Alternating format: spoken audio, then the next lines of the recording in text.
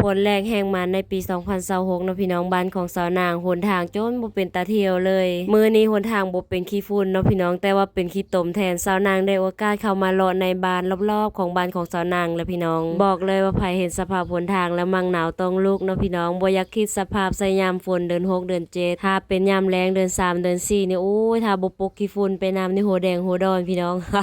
บ้านเสียงไข่เนาะพี่น้องแต่ว่าสิเป็นคุ้มไผคุ้มมันเด้อระหว่างบ้านนี่ก็สิมีแต่บ้านไม้แล้วก็บางบ้านก็ยังสิมีก่อพื้นขึ้นถ้าจื้อบ่คักในบ้านเสียงไข่บ้านที่สาวนางอยู่นี่ก็สิเป็นบ้านใหญ่เติบเนาะพี่น้องมีประมาณ200ปลายหลังคาเรือนพุ่นแหละทุกคนเบิ่งหมู่บ้านก็คือใหญ่ๆเด้พี่น้องแต่ว่าเที่ยวไปมากลางเว้นนี่ก็สิบ่ค่อยเห็นคนเนื่องจากว่าเขาเจ้ามักไปไห้ไปสวนเนาะพี่น้องไปตอนเช้าตอนแลงมาคือสมัยตะก่อนนะคะเจ้าสิบ่นิยมเฮ็ดไห้เฮ็ดสวนเนาะพี่น้องทุกๆมื้อก็จะพากันอยู่เฮือนหาเฮ็ดเวียกปอกๆแปลกๆนั่งลิ้นซุ่มแซวกันกับลูกหลานผู้เฒ่าผู้แก่แต่กงกันข้ามก็ทุกมื้อนี้เนาะทุกคนเช้าไปแลงมาพากันหาเฮ็ดเวียกดิ้นรนเพื่อครอบครัวปิดการรีวิวบ้านมาต่อหอยต้นเนาะพี่น้องตอนนี้สาวนางกำลังหอยต้นลงไปส่งที่งานบุญพระป่าเพราะว่าเพิ่นกำหนดมาเฮือนละแสนกีบปกติเพิ่นสิให้ลงตอนเช้าพร้อมกับปอนบาทก็ได้เนาะทุกคนแต่ว่าสาวนางยันมันยากหั้นน่ะฝนก็สิตกอีกพี่น้องเอ้ยบนหนทางก็มีแต่ขี้ตมวัฒนธรรมบ้านสาวนางพี่น้องบ่ปาบ่ทิมก็คือตีกลองแล้วก็กลองหางยาวเสียงสะไน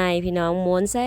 วหลังจากมาฮอดแล้วสาวนางก็สิเอาต้นเข้ามาส่งให้พวกผู้เฒ่าอยู่นี่เนาะพี่น้องแล้วเฮาก็สิมามั่วบุญอยู่นี่เลยมาเด้อทุกคนใครเห็นคลิปนี้เอาบุญนำสาวนางการมั่วบุญเนาะพี่น้องตามกำลังใจศรัทธามื้อนี้สาวนางก็มั่วบ่หลายประมาณ20,000แล้วทุกคนเอิ้นมาเห็นคลิปนี้ก็อย่าพาปัดหนีเด้อทุกคนให้ได้บุญนำกัน